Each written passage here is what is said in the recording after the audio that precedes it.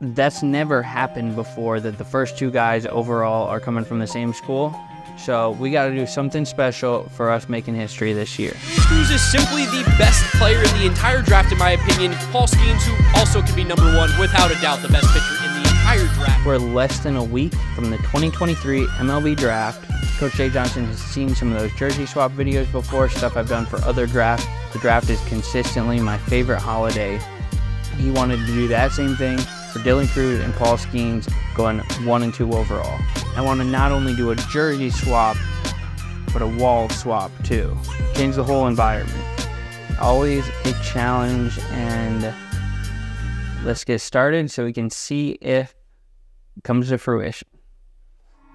So here we go, jumping right into this MLB draft project. First step was to open up these clips into After Effects, and I went ahead and started rotoscoping them using my favorite rotoscoping tool, Runway Machine Learning. It's an AI-based rotoscoping tool. Fantastic. But it wasn't quite working right. It just was not giving me clean lines. The background was so busy that I was having trouble telling what was the foreground and the background. So scratch that. Future problem. We'll come back to it. Next step from there was to start looking at the pinstriping on the uniforms, how to get rid of that. I tried using an extract to pull out just the shadows, and then was gonna mess with that in order to get rid of the pinstripes. Guess what? That also wasn't working. Future problem, we'll come back to it. Alrighty, now looking directly at Paul Skenes' hat, went ahead and did the tracking using Mocha Pro, put the LSU logo on there just to double check the tracking, see how it looked. It looked good.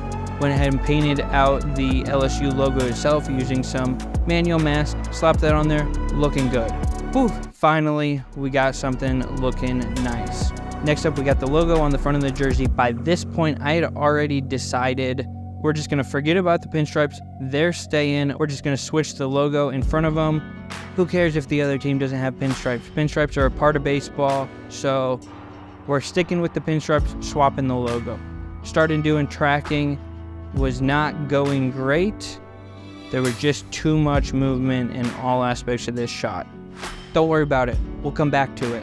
All right, looking at the walls. This is what I talked about in the beginning. It would be so cool to do an environment swap too. Started doing the tracking in Mocha Pro. This part was lining up pretty solid. It was doing a good job, but overall, how do I get that lighting to match? It just wasn't quite looking right. It was looking too flat. Not real enough. Okay, what next from there? All of our future problems or all the problems that we have left? I came to a point where there were just too many unknowns about these clips. If I stick with these clips, we might not have anything to show for the MLB draft. So from here, I'm going to reevaluate, see what else we have for clips, see if there's something a little more static or just a straight push in, or just not as much movement, not as busy, not as much background, more depth of field. Kind of start from scratch, kick the background swap idea out of our heads and just focus on getting a single swap done so that we have something to show for it. I'm not saying you can't. I know you can. It just worries me. He's down it. We're going to go ahead and jump right into day 2 of editing on the MLB draft stuff, which is essentially day 1, because we're starting from scratch. I really lucked out with these new shot choices, and it was kind of intentional, but I was able to adjust and do the swap by just using Lumetri color. You know, I was able to just use the hue versus hue curves and the hue versus luma, hue versus saturation, all of those curves to change just the jersey color, just the secondary color of the fans. I initially started rotoscoping the jersey, but ended up not even using that at all and deleting it. Additionally, I was able to do all the tracking within After Effects just on simple 2-point tracks.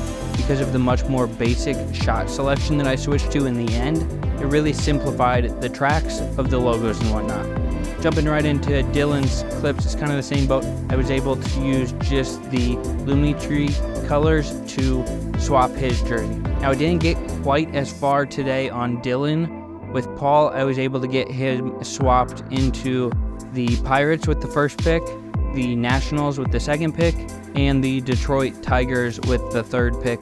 Went ahead while I was there and just went and did the 3rd pick as well, just to be safe.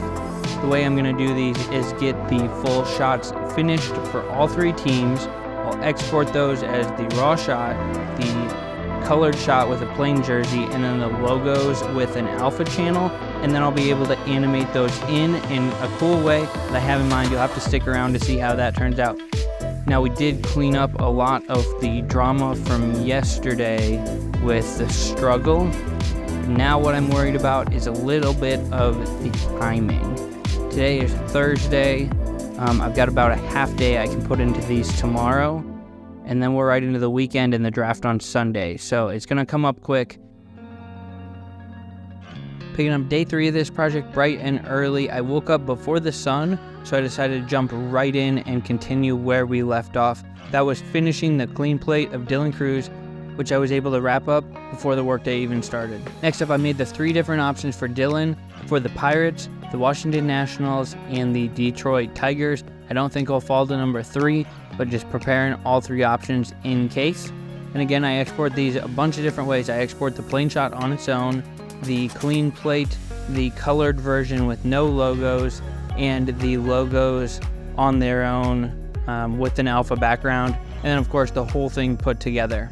The final step of this whole process is I can make the transition between the different shots. This is the zooming, the position adjustments, and the glitch effects and whatnot to make it all go together. This is the area where I really just get to run wild. All the hard work is already out of the way, so I'm able to just put that extra little sauce, the little flair, the little glitch effects on it to make it pop a little bit more. One way I wanted to make these pop that little bit extra is to include some other logos. So like the Pirates, for example, before it hits the final Pittsburgh logo that I actually did the track with, there's 2 other Pirates logos that flash up and kind of glitch in and out beforehand, so it flips through 3 different options.